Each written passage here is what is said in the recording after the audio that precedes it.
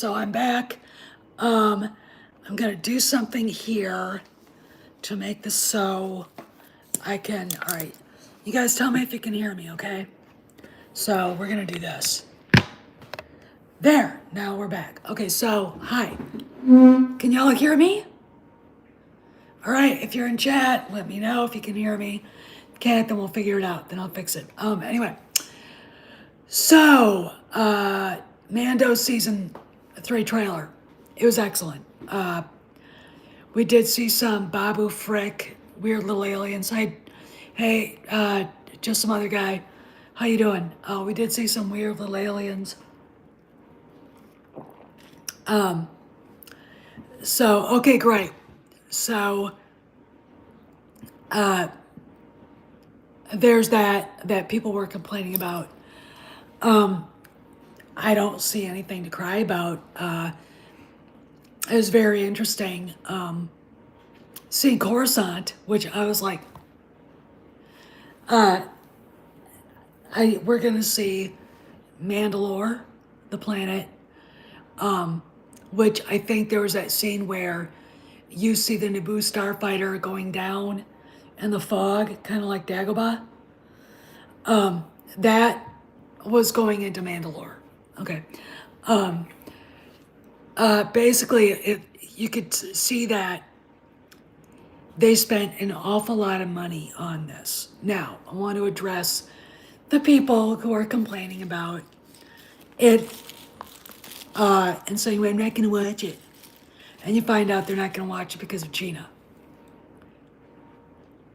Let it go. My thing is, if her character was so important, they would have recast the character. Character's not that important. The only people whining about that are her simps. And a lot of them hold sway over what's going on with Star Wars, with the fandom, and I think that's too bad. And in fact, I would tell her, this is what I would tell Gina Carano. You had the chance to have your own goddamn Star Wars show. All right, you had the chance. And you wouldn't shut your mouth. All right, you could have got to a place where you could have said whatever you wanted and you would have been untouchable. And now look at you. Okay. Her family's wealthy, so she doesn't have to worry about the money. She's safe. But still, when I think about the fans who were let down, like you guys, like me, and I look at both sides suck equally. Okay. There are fans out there saying that they're not going to watch Mandalorian, and it's like, fuck you. Then, and somebody else is talking about the fandom menace. Well, they don't talk about Star Wars anymore. They're apathetic. Yes, they do talk about Star Wars.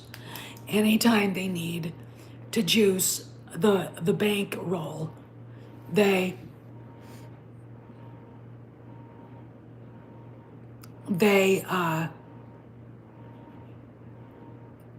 up Star Wars. Okay, that's when Star Wars gets brought up by people. Okay.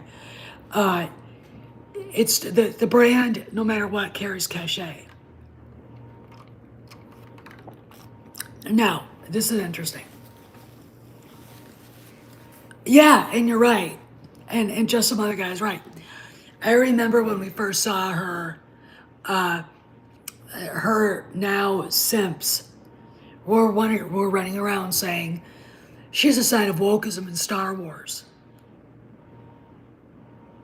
And then when it appeared that she was basically, parroting our viewpoint, suddenly they were all behind her, and now they're saying she's irreplaceable.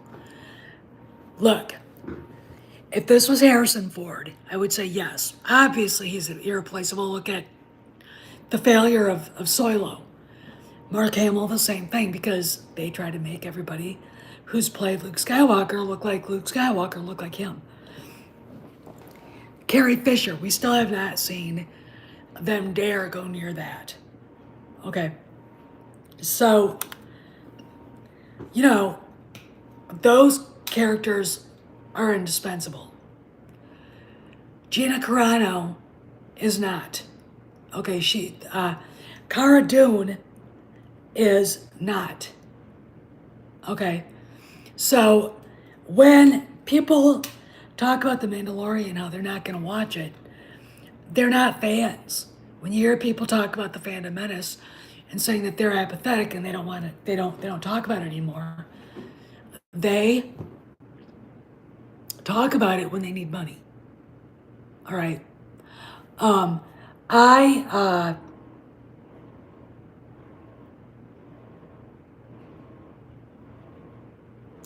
really kind of look at all this and go, all right, now I think we can expect. We're going to get. Look, I think Ahsoka is going to.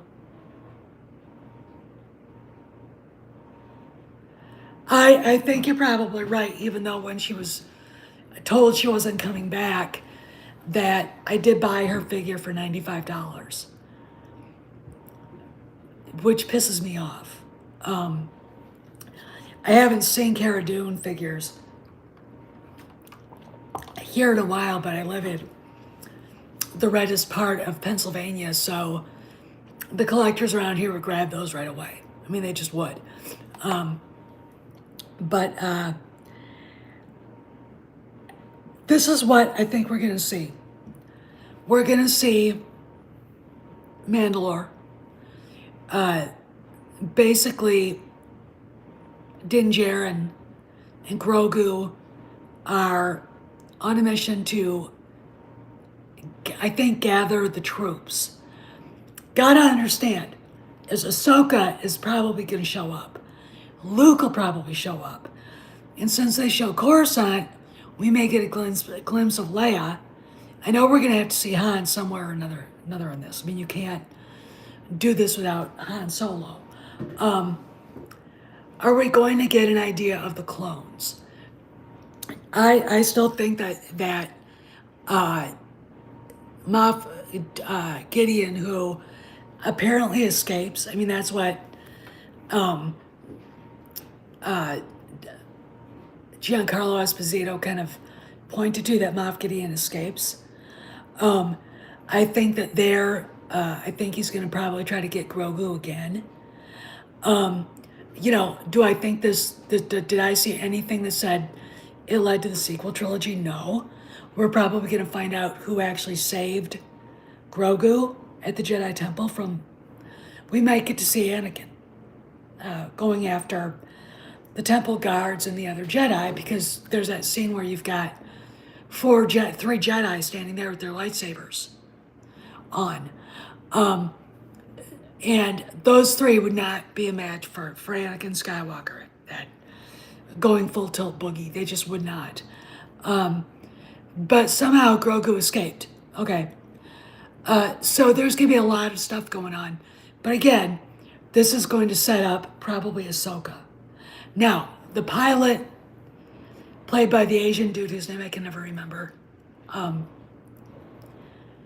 says to, we don't know who he's saying this to. Is he saying it to Din Djarin? Is he saying it to Luke?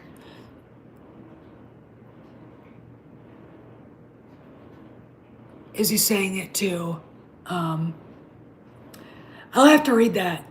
Is he saying it to Wedge Antilles? Who's he saying this to? There's something weird going on, or bad going on, or dark, or whatever. That doesn't necessarily mean the First Order.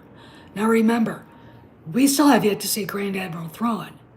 And if he's part of this, First Order doesn't exist. It's the Empire. Okay. This is not some quasi-empire that J.J., Abrams pulled out of his butt nugget. It is the Empire. That's who Grand Admiral Thrawn is. Okay. He is the Empire. And I think Moff Gideon is they're either going to clash in the end of this, and Gideon's going to end up getting utzed for it, or they're together. But I have a feeling, and if you really want to make it really a layered story, you have them butting heads. Hey, Carla. So I'm looking forward to seeing the Gideon Thrawn thing, because I don't think those two get along. As far as the Babu Frick creatures, who fucking cares?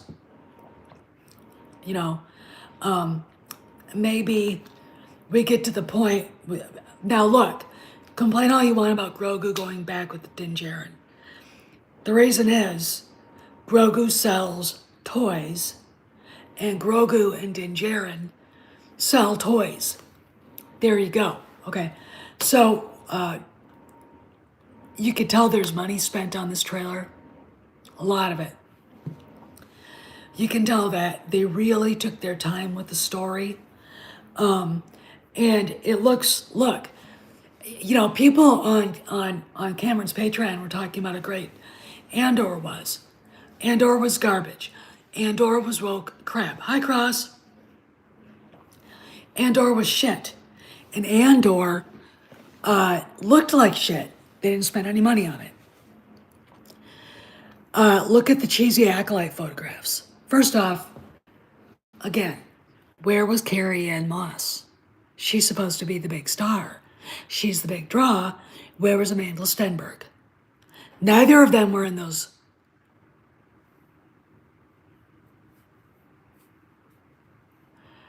You know, it made money sense that Grogu was able to touch base with the Jedi and was able to understand that he had a home to go to when he was ready. And that's what that sets up. What they're setting up is a quasi heir to the Empire moment. And I think they're setting up a movie that will probably destroy the sequel trilogy. Okay. Because I have to. No one, I mean, seriously, what the fuck? Okay. And we'll see going ahead. Now, about some other things with Pablo, I've heard nothing since the freak out. I think people are kind of holding back and laying low, and I think this week is going to be quiet.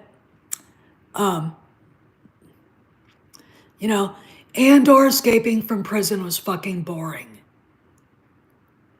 Andor escaping from prison. Wow. That was Star Wars. You know what that looked like? They looked like George Lucas's first experimental movie that had nothing to do with Star Wars. Okay, please stop coming here trying to defend that dumpster fire TV show. Okay, nobody watched it. Nobody watched it. All right? The only thing good in it was Stellan Skarsgård, and they didn't use him right. And then we had the lesbos, the pigs, the two fucking pigs. Yes, it did look more like TH 1138. That's THX 1138. That's what it was. It had nothing to do with Star Wars. I'm like, you know, the thing about Rogue One that made Rogue One Star Wars was they didn't skimp on using the volume stage, using the resources they had. And from what I think Cameron was told, they didn't have a budget for Andor. Disney slashed that budget. And that's why they had to go on location. Doing Star Wars doesn't mean you go on location. You know, George Lucas could go to Australia so he can make his movies in peace without, executives showing up bothering him. But they still did the movies on sound stages with special effects, okay? All right, that's Star Wars. You don't. The only time you should go on location is if you're doing Andor, and if you're doing Tatooine. Yeah, and I mean, guys in white uniforms. Right. I mean, it was just so fucking. The whole thing. You know, then we had the groomy shit with the two dykes.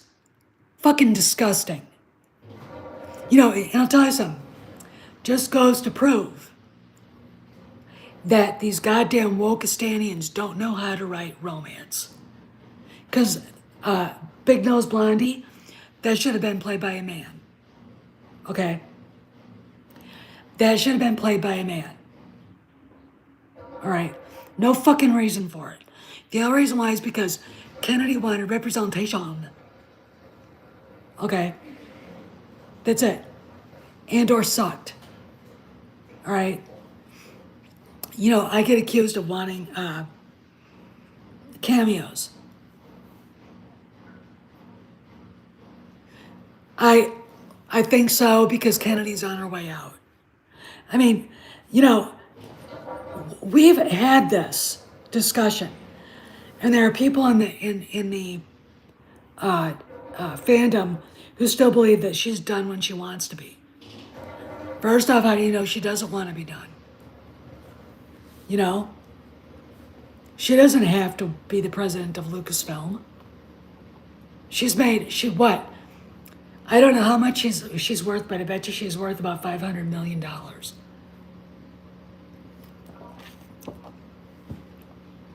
Her and her husband. She doesn't have to work at Lucasfilm. She doesn't have to lead it. What else? She, you know, ever since 2018, and I'm going to say that a lot of people live like nothing has changed in Hollywood, and we don't live in the same world. We had a different president. We had a different economy. No pandemic. Everything is done. Everything that made that world what it is different now. And we have to look at it differently. Okay. So saying that she's the most powerful woman in Hollywood. No, she's not. How? How? All right. Look, 2018, she basically shit the bed with Soilo and with TLJ. I mean, when Iger saw the fan reaction to TLJ, he was like, "What the fuck?" And then Soilo. That's why all that shit happened in 2018, when we thought Pablo was going to get fired, when we thought she was going to get fired, and you know, they couldn't find anybody to take her spot. Now I believe that they can. And if, like, here's the story that Cameron was told, and I believe it. I don't have any reason not to believe it. And neither do you guys. When Kennedy went to Iger, I'm talking about everybody, Toddy. Everybody who says that, not just one person. When Kennedy went to Iger and demanded to know why those people were being fired and why she hadn't been told, Iger didn't talk to her. He had one of his toadies talk to her and said, "HR is taking care of it. It's not your business." I believe that.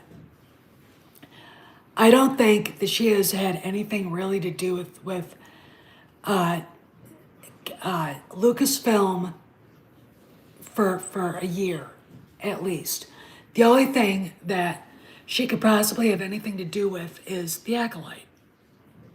All right? And we're looking at that going, I mean, look, Carrie Ann Moss wasn't on the set. And as far as I can tell, isn't on the set. Amanda Stenberg wasn't on the set. All right? She's got a movie she's promoting. All right? Lee Jung-jae, or whatever his name is, was the only star on the set. And the what we saw looked cheap. That did not look like a volume stage. I mean, I'm like going, if you're trying to convince me that those spy pictures that Daily Mail posted were a volume stage or were like an expensive filming, bullshit. Bullshit. There, I mean, if you are a member of the art community and you're working on that, quit. Get the fuck out of your, Toddy Jackson. She's not important anymore. John went on without her. So let it fucking go. All right. All right. Quit simping for that fat cow. Okay. She's not playing Leia. She's not playing Padme. She's not playing Ahsoka. She's not playing Anakin. She's not playing Bail Organa. She's not playing Han Solo. She's not playing Darth Vader. She's not playing Luke. A third-rate character who is going to get her own show eventually that decided instead of keeping her damn mouth shut so she could actually be successful. She's, look, I guarantee you there were people on that set, her fellow actors, like Apollo Creed, what's his face? If that, shit. God, I can't even talk. I think that he probably agreed with her. Brendan Wayne, who's the guy under the uniform, the costume of the Mandalorian.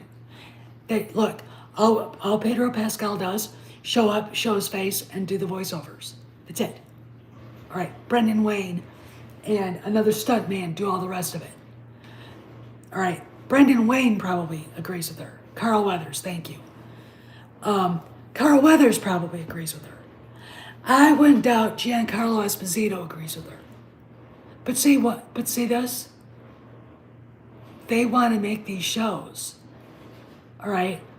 And they're not selfish because a lot of other people depend on them to do their job.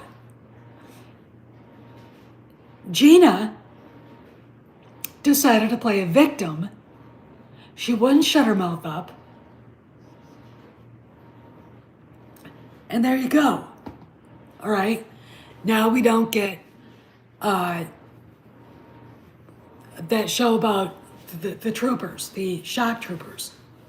All right, Rangers of the New Republic. We don't get that. I agreed with her too. Totally agreed with her. I defended her. Go look at at the videos I made. All right? Now, I am sick of her. I am sick of people using her as a reason not to watch Star Wars. Obviously, she's more important than the franchise. She's more important than Luke Skywalker, Anakin Skywalker, Padme, Han, Leia, Vader, the Emperor, Chewbacca, Yoda. Okay? Are you kidding me? Really? We're putting that much credence on a woman who was a decent actress. She's not Helen Mirren, but a decent actress. No, I'm sorry. Look, I don't want my side to be divisive. And you're right. You're right to some other guy. I mean, I'm not for people being divisive when it comes to Star Wars. We want the sequel trilogy to go away, and we want the High Republic to go away. That's it. All right, that's all we want. We don't want to see those characters from the sequel trilogy. I don't want to see Finn. I don't want to see Poe. I don't want to see Kyle Ron, the dog-faced boy. I don't want to see... No, I did not insult you. Kojak. I don't want to see any of them. I sure as fuck don't want to see Rey. Okay? All right? That's what I don't want to see. All right? And that's what we should be concentrating on. Not, poor Cheetah. She's so pretty. Seems like a pleasant person. Um, probably would have done well with the Rangers of the New Republic.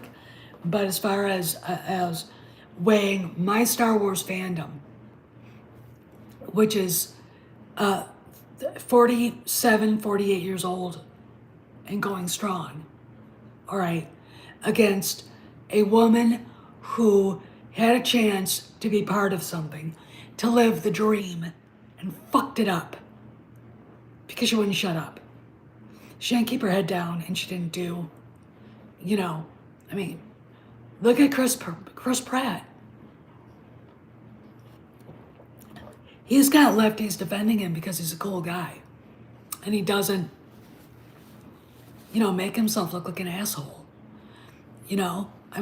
Look, again, I don't want to see conservative or leftist politics in Star Wars. All right? Star Wars to me has always been almost a libertarian thing. It's about the rise and fall of republics and empires. All right? It's about a family. And we don't need woke shit. Like,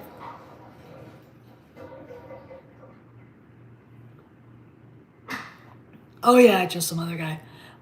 Like the two dykes on Andor, which, besides the show being boring as fuck and stupid, I'm not gonna waste my time with it. I mean, it was woke, and I don't care if people want to argue with me or not. It is. I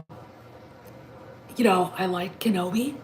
The reasons people didn't like it, like I could argue with Lauren Connor all day, and he's wrong. And oh, by the way, I think they all know they're wrong about it, but because Kennedy's there, it's just like Pablo Hidalgo. The moment the fans see the name, the fans don't want anything to do with it, even if the property's good.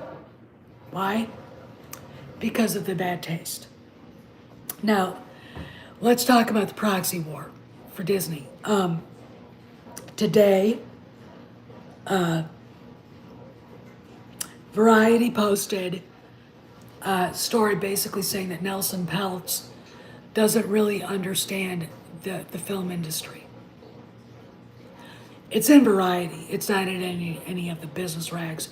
It's basically Disney projecting out to their woke friends in Hollywood.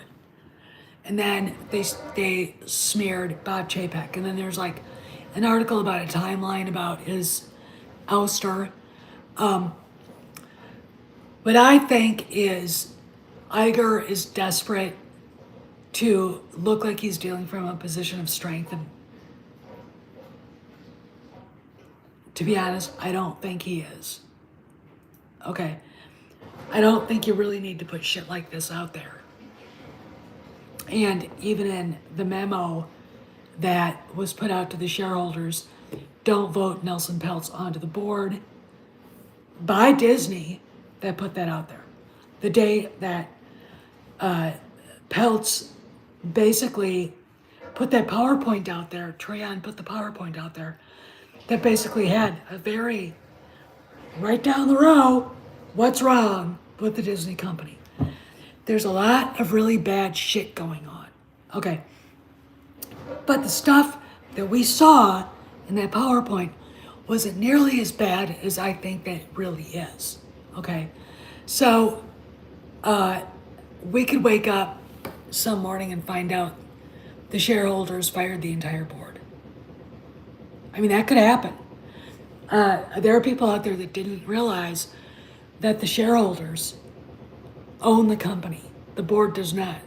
The board works at the shareholders, is there at the pleasure of the shareholders. There you go. Okay, so we got that. And then